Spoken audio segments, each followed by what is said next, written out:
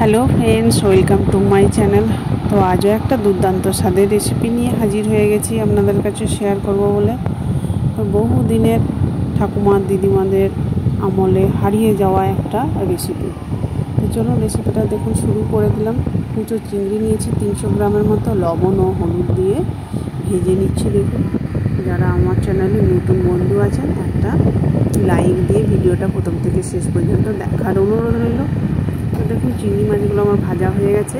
এরপর কড়ার মধ্যে 5 কোয়া রসুন, 2 থেকে 3 ইঞ্চির মতো আদা, দেখুন একদম হালকা আঁচে, লো আঁচে ভেজে নিচ্ছি। বেশি ভাজার দরকার নেই। এরপর তার মধ্যে দিয়ে দিলাম রাখা পেঁয়াজ। এখানে একটা মিডিয়াম সাইজের পেঁয়াজ কুচিয়ে রেখে দিয়েছিলাম, দিয়ে দিলাম এর মধ্যে। পেঁয়াজটা হালকা ভাজা হয়ে গেলে এর মধ্যে দিয়ে দিলাম 2 কাঁচা লঙ্কা।